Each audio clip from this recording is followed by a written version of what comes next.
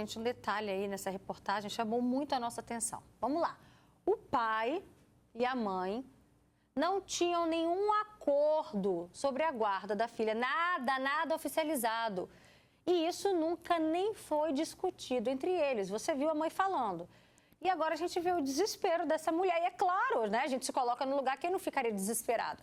E esse vai ser o nosso assunto de agora. Participa com a gente no nosso WhatsApp. Está aqui o número 99942-2478. Você também pode mandar a sua opinião sobre esse assunto. Já passou por alguma situação parecida? Também no nosso Facebook. Vem cá, participa com a gente. Eu recebo aqui a psicóloga Luciana Infantini. Obrigada, Lu, pela sua presença. Obrigada, boa tarde. Camila Dias, advogada. Se prepare que hoje tá puxado, né? Obrigada, Camila, pela sua presença também. E a Angélica. A Angélica, ela é mãe de um menino, né? Ele tem 11 anos, mas desde 3 anos, mais ou menos, foi isso, Angélica? Desde quando a gente terminou, a gente já assinou o divórcio e a guarda, né, compartilhada. Qual é o seu sentimento como mãe quando você vê uma reportagem dessa, um caso desse? É agoniante, porque quando a gente termina, a gente sabe que fica todo mundo machucado. Então, a guarda, ela me aliviava. Porque eu sabia que, por mais que ele usasse o meu filho, eu tinha alguma coisa que me norteava, que me dava aquela certeza que eu conseguiria ver ele no final de semana dele, né? Então, é agoniante ver uma notícia dessa. E hoje, o que é estabelecido entre vocês? Hoje, eu brinco que a guarda, ela é um papel. Mas conforme a gente vai vivendo, a gente vai ver que a necessidade não é só aquilo que está escrito. O Arthur hoje é um pré-adolescente, então ele demanda mais, não só um final de semana para o pai. Então a gente consegue, depois que as feridas, né, de casal cicatrizaram, a gente consegue conversar com os pais do Arthur e decidir o que é melhor para ele sempre. Então tem um mínimo, mas acaba acontecendo contatos até além do que está estabelecido. Tudo em prol da criança. Sempre. Eu falo que quando a gente terminou como casal, nós nunca terminamos como os pais do Arthur. Então o Arthur sempre vai ser aquele elo de tranquilidade e conversa que a gente tem que sentar e conversar sempre. Camila, acordos de boca tem validade para a justiça? Nenhum. Nada. A fala dela muito pertinente ao que a gente está todos os dias tentando explicar para as pessoas, que não é uma questão de brigar, levar esses acordos para a justiça, é preservar a vida de todo mundo e os direitos, que não são só do pai e da mãe, mas da criança em si. E aí ela utilizou uma palavra que tem muito sentido, o acordo ele norteia as relações. Então, como que eu vou chegar e falar bem assim agora, devolve o meu filho, se o filho também é dele. E não tem nada que diga o dia, a hora, o local, o lar de referência que nós chamamos, né, que a justiça leva nesses momentos, para poder agora fazer uma busca e apreensão. Não tem como fazer uma busca e apreensão de algo que não está determinado. Então, é lamentável, não é que a gente esteja apoiando, longe disso, estamos aqui alertando para que outros casos não aconteçam. Que um acordo ou uma sentença, ele vem para realmente colocar aquele ajuste na vida da criança, da vida do pai, da mãe, para todos saberem como agir. E o medo de fazer, às vezes, isso judicialmente, que vai dar dor de cabeça, porque tem preguiça, porque, não, deixa do jeito que está, eu confio no fulano, tá tudo bem. Olha como é que faz todo mundo sofrer agora, Luciana Infantini. A avó materna sofrendo, a mãe, então, nem se fala. A criança sentindo possivelmente falta da mãe. Às vezes que essa criança também ficou ausente do pai, a saudade. Todo mundo sofre, né? Exatamente. Ela colocou uma coisa muito importante, que é nós entendemos que nós nos separamos como homem e mulher, né? Mas não como pais do Arthur, ou seja, a relação de conjugalidade e parentalidade, elas não podem realmente se confundir. Quando um casal termina, não termina a parentalidade, eles vão continuar para a vida inteira sendo os pais daquela criança. E além de legalizar toda a situação, é importante um convívio minimamente saudável. Por quê? Porque a criança vai precisar, Roberta, a vida inteira de ter referência dos dois, né? A justiça até usa um termo, né, doutora Camila, que é o melhor interesse da criança. E o melhor interesse da criança é o tempo todo ter contato com ambos. Claro, salvo, né, em situações que algum dos genitores represente um risco para a criança. Mas, no geral, é saudável para o crescimento psicológico da criança, ela ter essas figuras maternas e paternas para construir, né, a identidade, a personalidade dela. Agora, Camila, você tocou num ponto que a gente precisa esclarecer Vamos lá. Não tinha ali nada, então, acordado oficialmente. Alguma coisa pode acontecer com essa avó, com esse pai, mas essa criança, ela precisa aparecer, né? Isso. O que acontece é que não é só pegar, né? Ela tem uma rotina estabelecida. Muito provavelmente, né? Tem escola, tem tudo isso. Agora, essa mãe, ela pode sim, ela vai tomar, eu acredito, muitas providências. Então, entrar com uma tutela de urgência aí para poder estar regulamentando isso rápido, né? Conseguir um despacho de um juiz para poder essa criança estar voltando, porque aí não é, eu quero, vou pegar porque eu não tenho nada escrito, então agora eu vou ficar. Não é assim, porque existe já uma rotina. Então, a rotina é na residência materna. Então, não posso sair pegando e levando uma criança para lá e para cá. O que acontece é que pai e mãe, eles não existe o crime, como o juiz falou na reportagem, de rapto. O pai pegou e não devolveu, só que a criança também é dele. Então, o crime de sequestro, enfim, não está acontecendo. Mas ele pode responder de outras formas. Porque quando está regulamentado e faz isso, a gente entra com até mesmo perda de poder familiar, que é a sanção máxima para um pai ou para uma mãe. E uma questão, Roberta, que eu acho que é sempre importante a gente deixar claro, que o acordo, assim como a nossa participante disse, é apenas uma referência. Nada impede, diante, né, de um pai e de uma mãe que querem o melhor para os seus filhos, estabelecer entre si os seus acordos. Isso sim pode ser feito de boca. Então, suponhamos que esteja lá no papel, que às terças e quintas e finais de semanas alternados, aquela criança vai estar com o pai. Mas aí a mãe e o pai conversam, olha, hoje eu quero ficar também na sexta, ok? Tá tudo bem? Tudo bem. Isso não precisa de estar no papel, esse extra. Mas na hora que a gente tem um problema, é ali que a gente recorre. E isso acontece com vocês? Várias vezes. Eu acho que os pais têm que ter essa ideia na cabeça. A vida, ela não depende, o Arthur não depende só de mim. Eu posso quebrar o carro, furar o pneu, eu necessito do genitor do Arthur para que ele me ajude no dia a dia. Então, o bom convívio, né? A gente tem que ter um bom convívio pela criança. Até porque já teve um relacionamento e, graças a Deus, gerou um fruto. Então, aquela pessoa ele precisa de uma referência. A referência sempre para mim, ao meu ponto, na minha família, é sempre estar bem para ele entender que, apesar de estarmos separados, nós sempre vamos ser os pais dele. E a Camila tocou num ponto muito importante a respeito da rotina. Imagina, essa criança está, então, desaparecida, não tem notícias dela. Essa criança de 6 anos, será que ela frequenta alguma escola, alguma creche? E como é que fica a frequência dessa criança? Quais são os impactos, né? Mudar, de repente, bruscamente, assim, a vida de uma criança, essa rotina? Muito provavelmente essa criança, a gente não sabe onde que ela está, né? Mas muito provavelmente ela já está numa situação de estresse bem grande. Porque, primeiro porque foi retirada, né? Bruscamente, não voltou. E tem toda essa questão da rotina que a criança está acostumada. Os amiguinhos, os coleguinhas, não sei se ela vai para a creche, mas do prédio, da creche... a rotina dela diária de acordar, de brincar, os brinquedos, a casa, toda esse mundo que lhe é familiar foi retirado bruscamente. Então, provavelmente, essa criança já está em sofrimento psicológico, sim. Camila, estão chegando comentários aqui que eu sabia, que aqueles bombásticos. Tem uma pessoa que até pede para não ser identificada. Boa tarde, meu atual companheiro tem 2 crianças. A mãe abandonou e deixou com eles. Eu já até falei para ele procurar os direitos da guarda na justiça, porque ela pega quando quer e some. O que esse pai deve fazer? Urgentemente procurar a Defensoria Pública ou um advogado para estar regulamentando, deixando registrado, né, que o lar hoje dos meninos de referência é o lar com o pai. Também pode deixar, caso não encontre a mãe, para poder estar fazendo através de um acordo, né?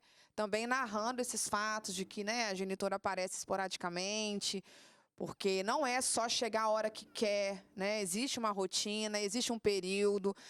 Porque o pai não quer deixar eu ver o meu filho. Cheguei, ele não é obrigado a fazer isso, a desestruturar todo o contexto, né, que a criança hoje está, que ele já educa e organiza, né, a rotina dessa forma, simplesmente porque o outro pai ou mãe chegou e quer ver. Não pode, não é assim que funciona. Então, só que isso tudo a gente tem quando a gente regulamenta, porque senão começa, né, uma confusão. Um fala uma coisa, outro acha outra, aí acha que é pessoal, acha que o pai ou a mãe não quer deixar a criança ter contato porque, né, tem algum resquício aí da relação, e muitas vezes não é isso. Tem outro comentário aqui muito forte da Fraenze, da Mata da Praia. Ela diz: boa tarde, Roberta, eu nunca aceitei pensão para o meu ex não ter direito de pegar minha filha. Hoje ela tem 21 anos e nem liga para ele.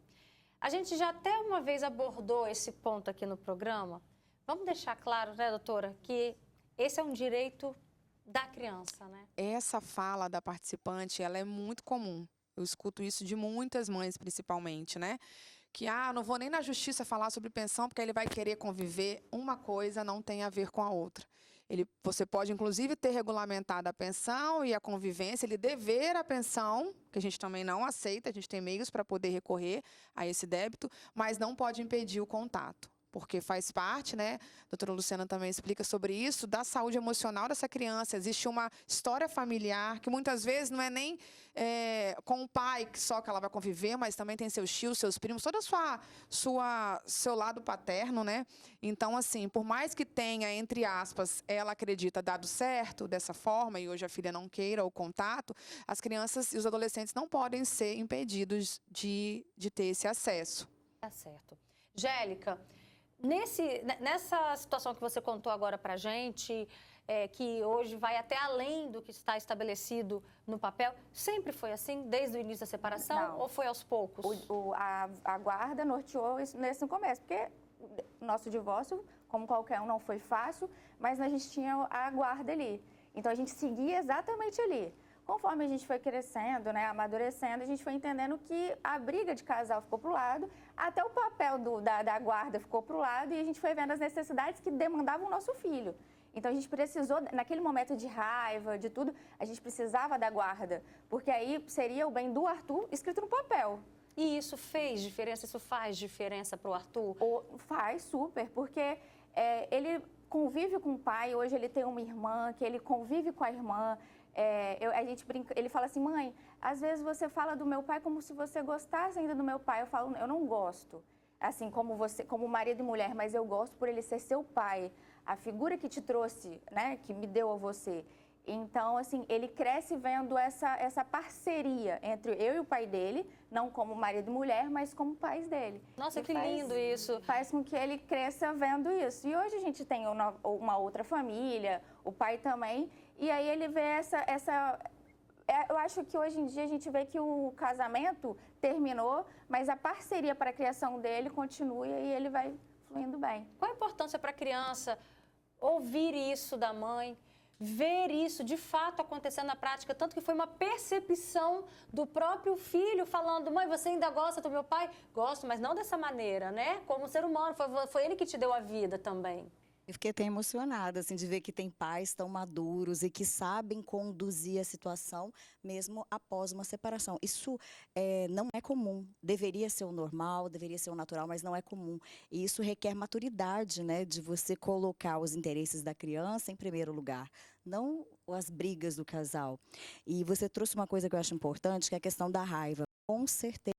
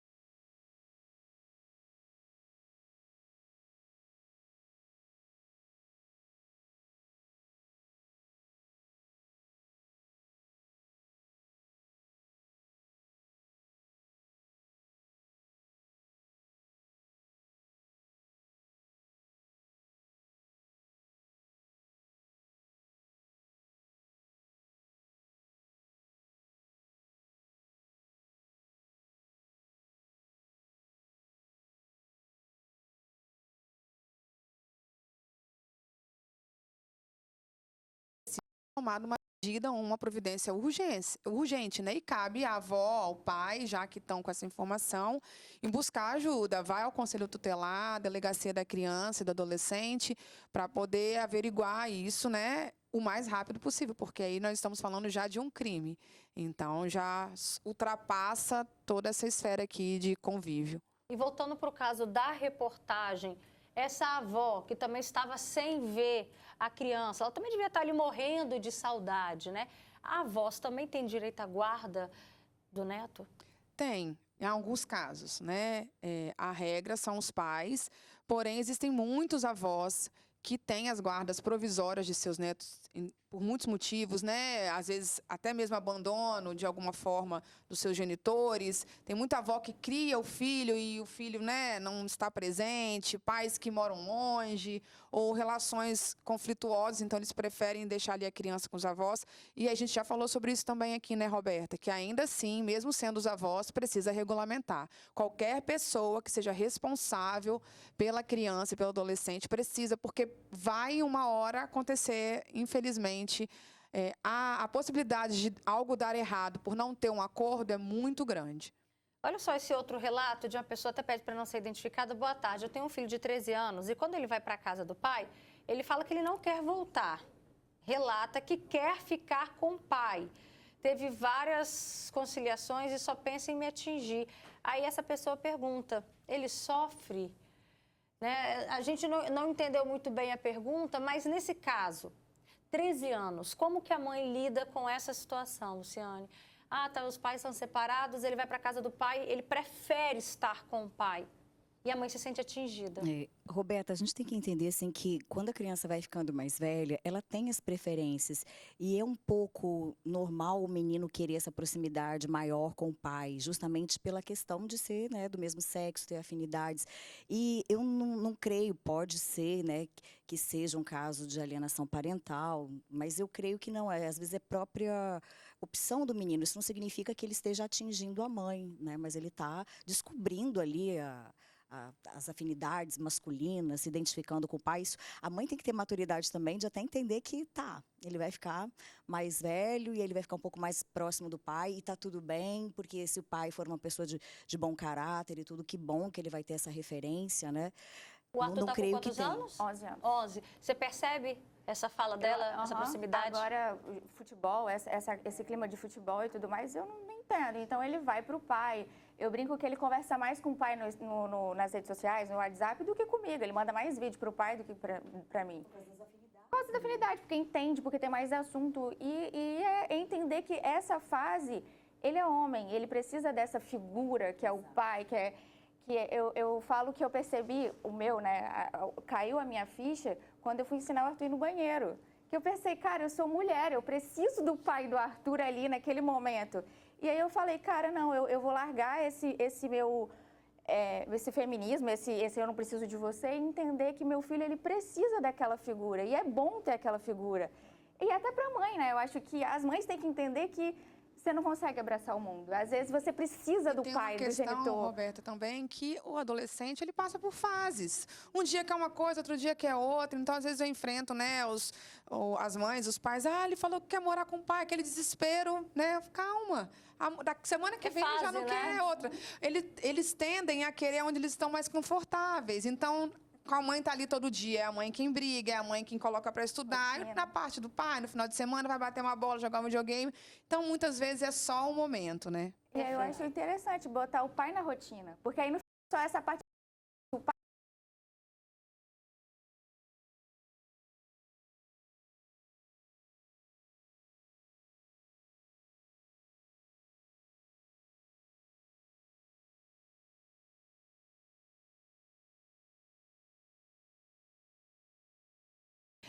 Tem um outro caso polêmico aqui, Camila, de uma pessoa que diz, olha, o pai da minha neta foi embora para Portugal para trabalhar há 2 anos. Ai, meu Deus, os comentários subiram, achei. E deixou a criança, que na época tinha 1 ano, agora a criança está com 3 anos. E eu que cuido, né? Deixou comigo.